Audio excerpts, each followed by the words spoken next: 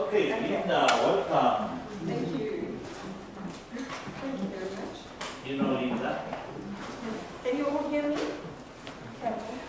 I'd like to firstly say thank you very much to all of you for being here and listening to what I have to say today. And I want to thank Jorge for inviting me to speak at this beautiful conference of mine. It's truly an honor to be here. And I also want to thank his staff for everything that they've done for us in preparation for us being here. I really have a lot of gratitude for that. Okay. I'm going to take you through a journey through the various suns and the golden disk connection to the greater central sun today.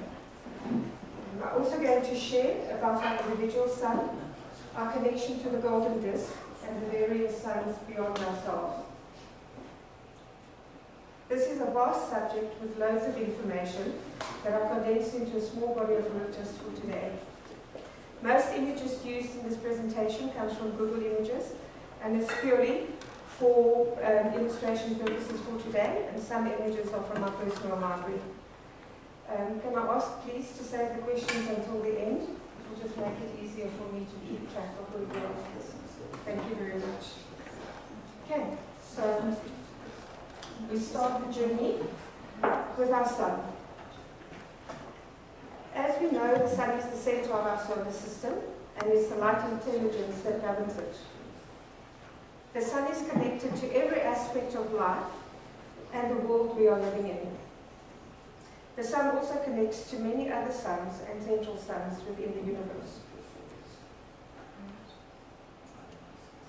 So here's a reminder of what our galaxy looks like in space. You can see our sun in the circle to the left of the galactic spiral.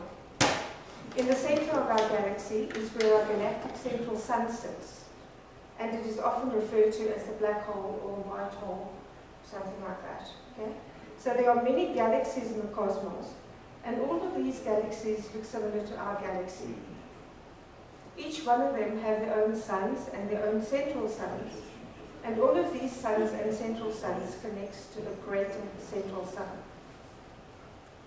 The greater central sun is commonly known as that part that we know is God, God, Goddess, universal God, the creative force that created all of us and all that is. Each one of us has a sun within, and it is the divine iron presence. This iron presence within us links us to the earth, to our solar sun, our galactic central sun, and the greater central sun. We are all connected.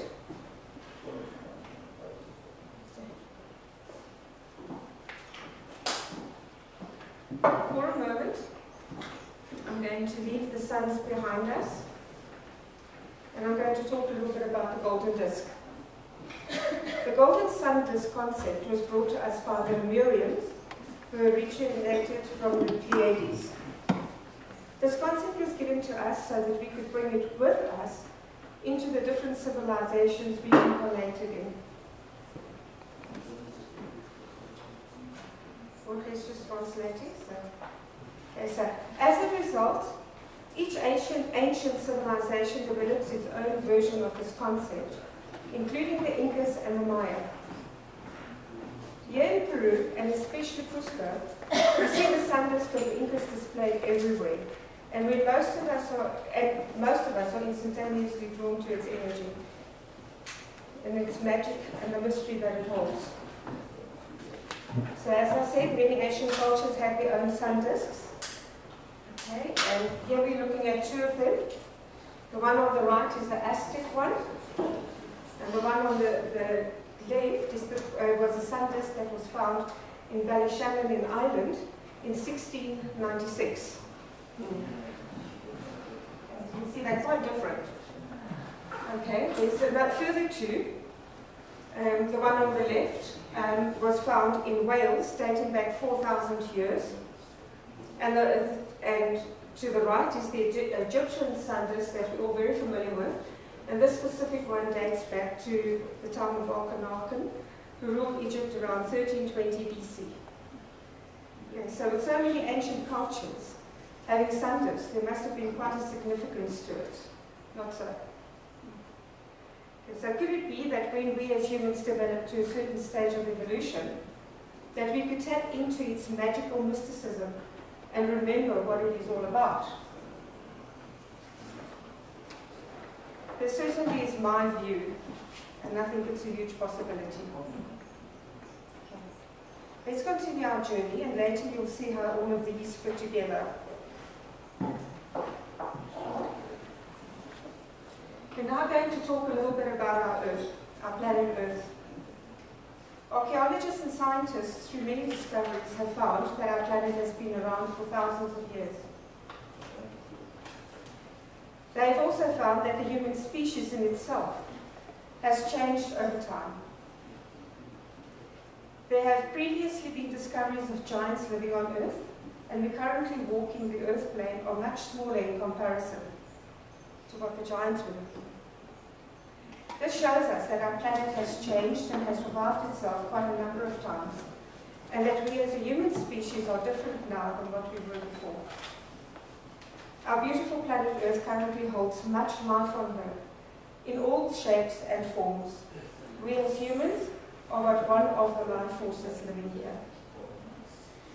I, for one, would like to do away with the myth that the Earth needs healing, or that we are here to evolve her. She's an evolved Earth. She can quite easily take care of herself in every way. She holds many forces that are so much greater than we can ever imagine. For example, look at the power of earthquakes, fires, volcanoes, hurricanes, tsunamis. Mother Earth can wipe us out in one fell swoop if she so chooses to. So I feel we as a people are quite arrogant to think that Mother Earth requires our healing. She's quite capable of doing this for herself, as she has done so quite a few times already. So when are we as a species going to wake up and evolve ourselves to the point where we live harmoniously with all living energies on Earth? Or are we going to continue to destroy life on Earth as we know it, with our limiting beliefs and destructive ways over and over again? Does that talk? A little bit slowly. A little bit For slowly. the translation, you know. Okay. If it's possible, but I'm okay. You know that's possible. Okay, okay. Okay. Do you want me to go there again? Oh, it's okay. Okay. Where are we practicing reciprocity with Mother Earth? If we are so destructive, where is the irony in the destruction that we are doing? Okay. We should also be taking more care of ourselves. The Earth is our home, and surely we as the guardians of our home should be taking more care of her. Right? We should also be taking more care of ourselves so that we can change our behavior and continue to grow and evolve in order to gain greater insights, knowledge, and understanding about ourselves, our ways, and all living energies on our planet. Our benevolent Earth is a planet of free will and choice. Each one of us has the free will and choice to change our ways, our behavior, and ourselves. We can grow, evolve, and enlighten ourselves and our human species. And when we choose to do this for us, we are doing it for the collective consciousness at the same time. This is a benevolent and collaborative effort. However, it is entirely each person's free will and choice to do what they wish to with their lives. So what does it mean to grow and evolve and enlighten ourselves? I need a bit of water, sorry.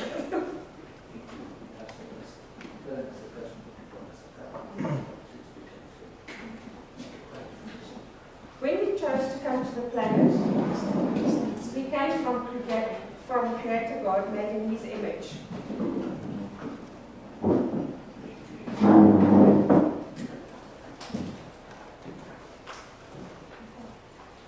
So when we chose to come to the planet, we came from the Creator God made in His image. which means that we are all, each one of us here, are sparkies of God, sparkies of the Creator. I would like to use the analogy of the center. The shells. Here we are. I would like to use the analogy of the center of the shell spiral as our God spark, that all-knowing part of us. You all see the center there? Okay. At birth, we all forgot who we are and why we are here. The new children coming in these days have a greater remembrance of who they are and than the previous generations before them. Even though they may remember more, they too are not excluded from further learning and growing of themselves, as they also have arrived here with free will and choice.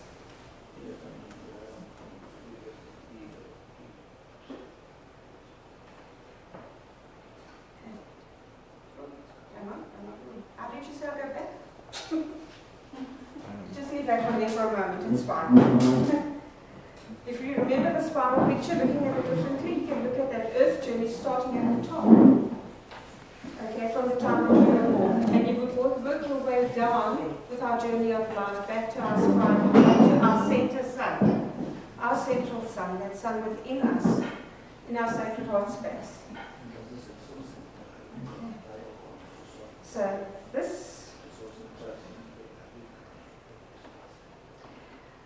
that central sun of us holds our libraries of light, known as our cache. Okay, and it's deep within our central heart space, where we find the Creator within us. On this slide, I would like you to imagine that this is the center of our sacred heart space, that place within where our sun lives. The lights within this picture reflects all the libraries of light from the beginning of our existence, not just in this lifetime, of all lifetimes. As I said, our libraries of light is also known as our cache. Our journey here on earth means that we need to tap into these libraries of light to remember who we are and why we are here.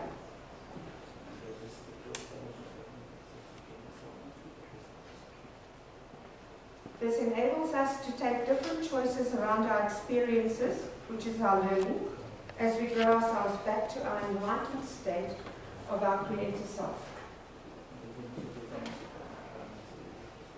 That, of course, is more easily said than done, as we all know. Okay. So, looking at the next slide, we'll reflect that as a human being makeup. We have an energy body around us with many layers in it. We all know that. It's always expressed as the aura. Okay. Included in this aura is our chakras, our energy centers that we are aware of. So today we are not going to just go into the aura and the energy centers. We are going to discuss what is known as the 4 lower bodies depicted in this chart.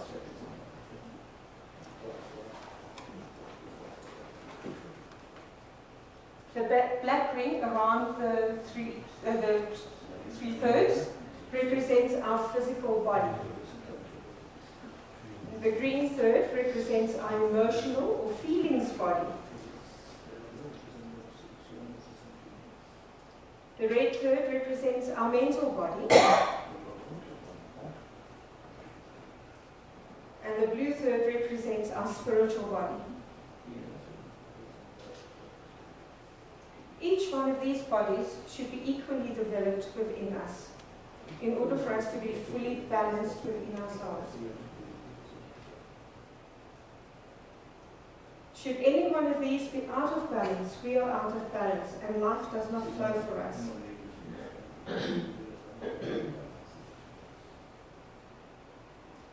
To be balanced is what we are all striving towards being, and this can be from a conscious or unconscious perspective.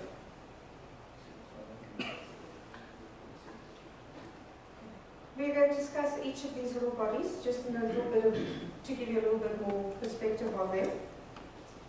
We're going to start with a black ring that represents our physical body. body that we carry around, that we water, we feed, we groom, and exercise daily. When we are out of balance in some or all of our parts, this is our emotional, mental, or spiritual self, we stand the risk of creating some sort of disease within our physical body, or we will have some sort of dysfunction in our life.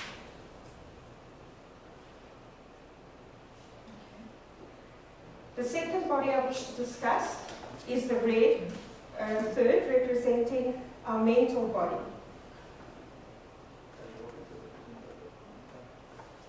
Our mental body is the thinking and the doing side of us. It is also known as the masculine part within us. Our mental body has been well developed through our educational systems. In general, we are highly developed academically, and often we become consumed in the academics, thinking that this is the only part that is essential for us to develop or run our lives with. Without academics, one generally struggles to fit into society as a whole. Excuse me, could you repeat that last part, please, because I feel so with the chair. Okay. The mental body has been well developed through our education systems. In general, we are highly developed academically, and often we become consumed with academics, thinking that this is the only part that is essential for us to develop and run our lives with.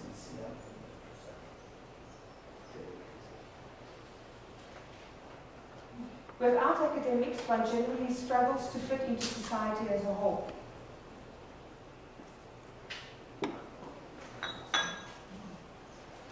Let's look at the masculine side of us, which is our power. The constructive use of power results in logical thinking, structure, good decision making, leadership, action, etc.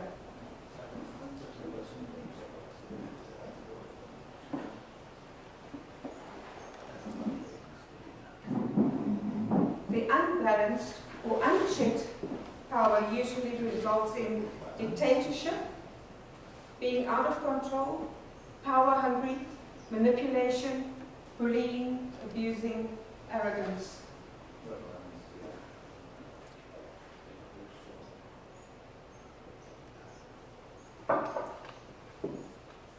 Once we balance our unchecked power with our feeling side, we automatically change our unchecked power into a more balanced and constructive use of power. Okay, excuse me. I don't know if I can do it at the same time because we are getting, or you make shorter Shorter sentences sentences. to translate and give me a little time because, you know, in Quick. Okay. Please. Once we balance our unchecked power with our feeling side,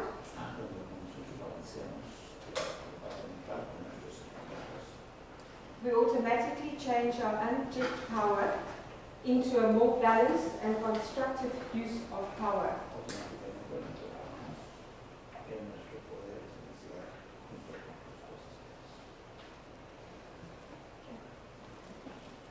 The green third represents our feelings body.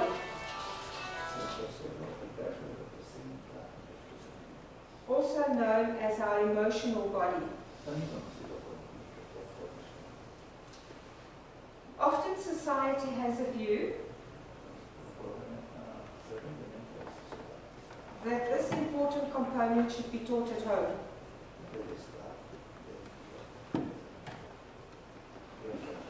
If we were properly taught at home across the globe,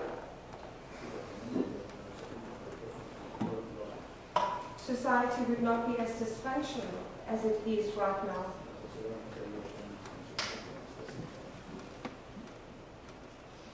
So how can it be properly taught at home when our parents and their parents before them were subjected to the mental body society?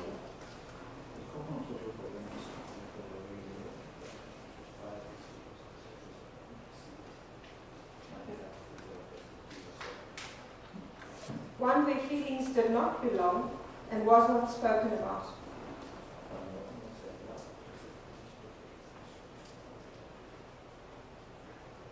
This lack of feeling or emotional development is reflected in our current political world,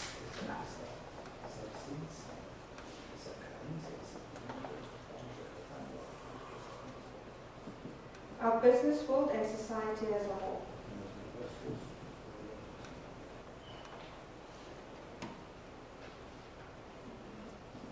The feelings body is the feminine side within us, and it starts with love.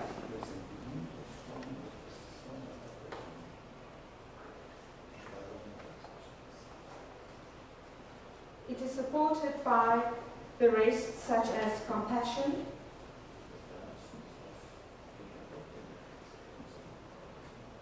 nurturing, caring, understanding, support, encouragement, empathy, and giving. Many of us do not really understand what love is. We think love.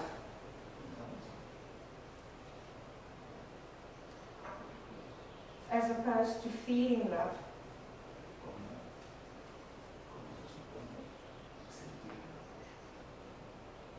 And this is all due to us growing up in an intellectual society.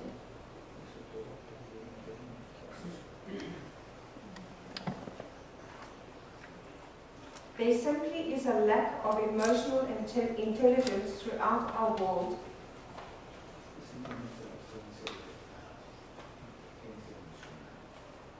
And this is currently recognized worldwide as a major deficiency in the development of society,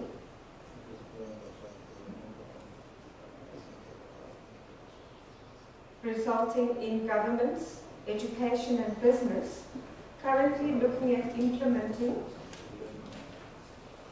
emotional intelligence or EQ coaching in an effort to uplift their workforce. What is EQ? It's intelligence, emotional intelligence. The same EQ. That's the acronym for it. EQ? Come on, IQ. Yes. Yeah, IQ or EQ. Yeah. It's the acronym that they use now in the Western world. And this is in an effort to uplift the workforce, education systems, and societies as a whole.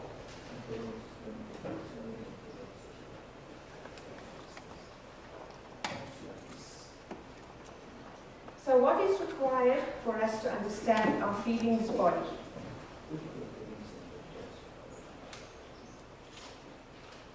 Firstly, we need to understand what feelings are.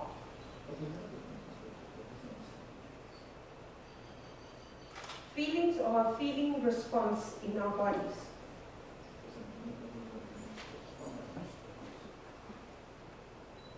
That is an interaction between our energetic body and our physical body.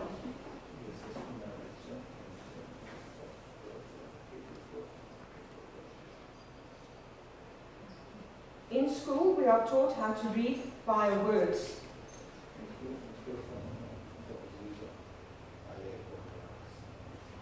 We were never taught about reading feelings in our own body when they occurred.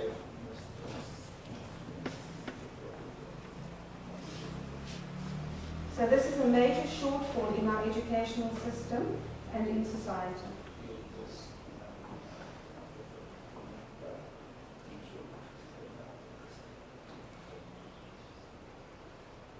The result is that we don't know how feelings work and how to reason with them when they appear.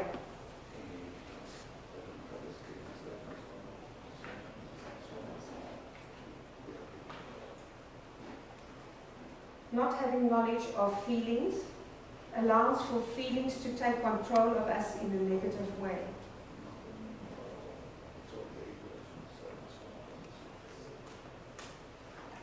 Such as anger, frustration, irritation, jealousy, and victimhood.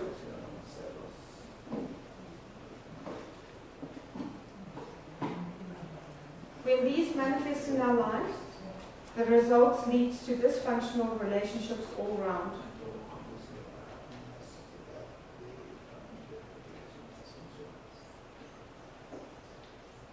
Are emotions and feelings the same thing? No, they are not. So let me explain the difference.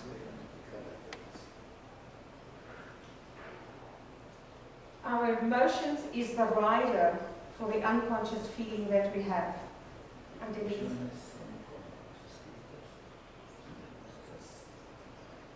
For example, someone says something to you and you are triggered and you react angrily.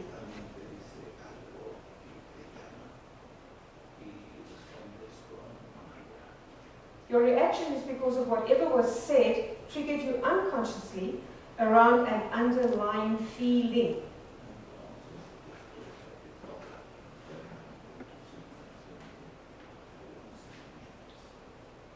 And you are reacting because you are not consciously in touch with or recognizing the feeling or feelings that have been triggered by this reaction.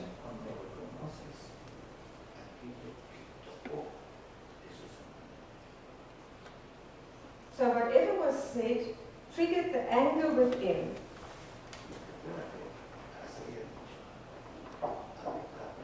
And this is the emotion. What is the feeling lying underneath the anger?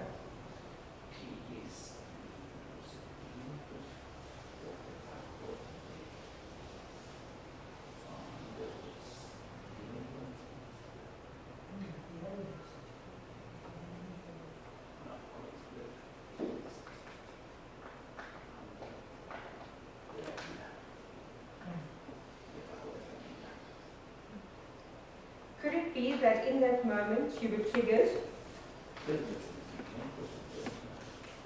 You unconsciously felt criticized, judged, invalidated, exposed, not good enough? This is actually the feeling that was triggered.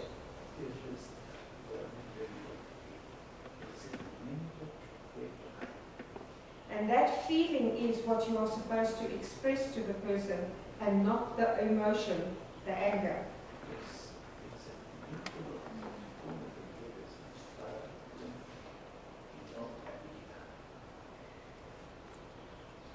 When you consciously understand the difference between your reactions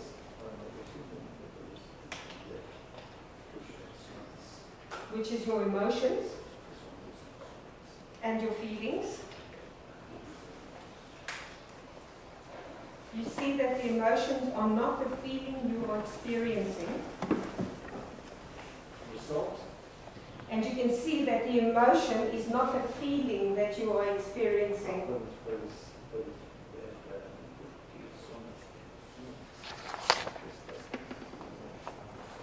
Then you can change this inside of you.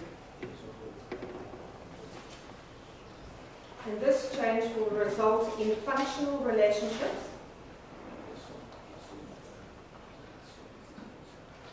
emotional intelligence, good leadership abilities, and your intuition being developed further. Unconscious awareness of feelings can become highly explosive and reactive.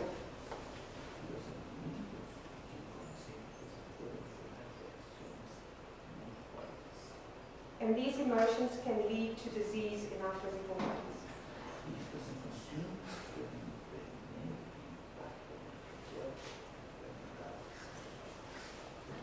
Such as depression, diabetes, cancers, high blood pressure, None of us really desire to have any of these within us.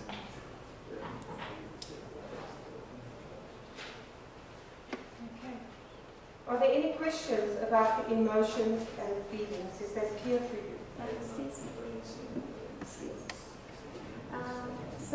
From my understanding, when something triggers the emotion, we should look into what feeling is underlying that caused that emotion or reaction. And to resolve that, what do? We change the feeling or just acknowledge? Well, you need to understand what the feeling is that is underneath. Is it that you're feeling judged, criticized? So let's say you feel like you're being judged. So what do you do? You would need to go and do the personal work around where that started within you. Okay, and invariably it goes back to our first 7 years of our life, where things happen within our lives, and in that young age, we would then take it on that that is the truth, and the only truth about ourselves. For instance, that we are not good enough. Okay, but what we're forgetting as the adult, that was the emotion that we felt as maybe the 4-year-old. And that is all we understood within that time as the 4-year-old, so we are still carrying that with us in our adult life. Makes sense. And then we need to go back and look where it started and what the situation actually was that happened around us. And how true is that for us today?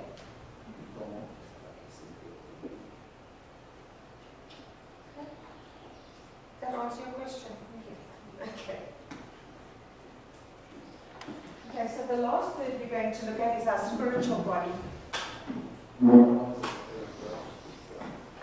This is a complex system that requires deep understanding of spirituality, reincarnation, and its purpose in our evolutionary process.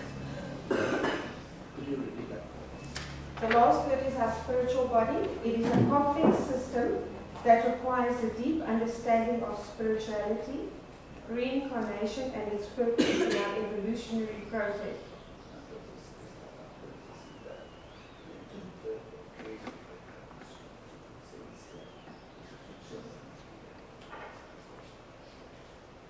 In this part of us, we gain understanding of the universal laws and how we are governed by them within our free choice.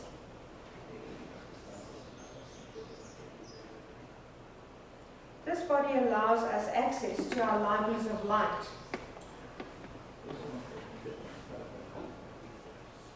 Or our Akash as it's commonly known. It also gives us access to our soul and higher self. And our councils of light. Be it angels, guides, ascended masters.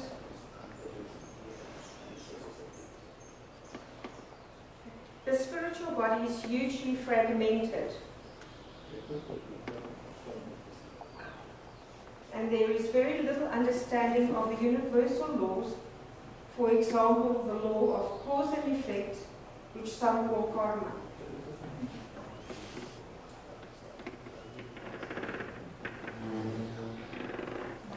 If we had better understanding of this in our general society, our behavior would change and the world would become a much better and safer place for us to live in.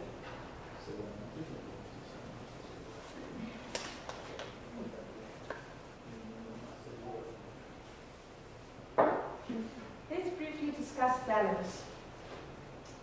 It is our duty as humans to develop these 4 lower bodies individually and collectively.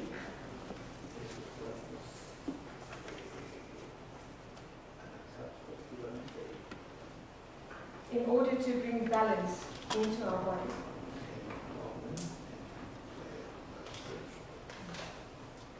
Once we have accomplished balance within, once we have accomplished balance within us, we can teach others around us to obtain balance within themselves.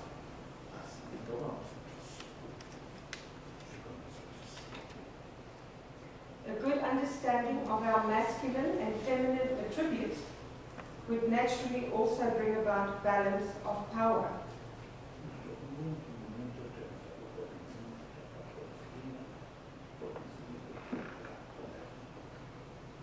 And balance in our choices and our relationships.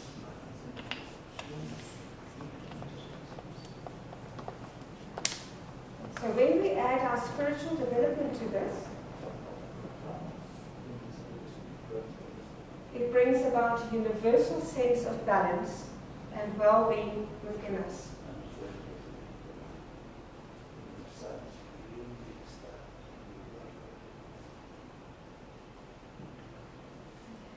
I would like to remind you that from our wounds comes wisdom.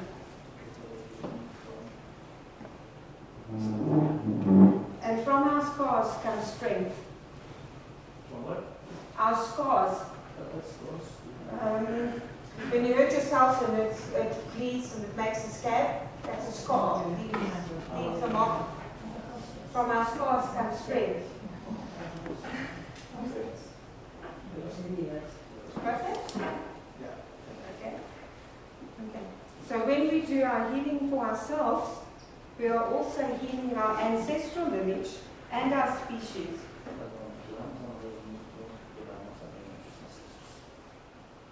What a wonderful privilege and gift this is for us. It's also a gift for our lineage and the greater whole. I live in Cape Town in South Africa.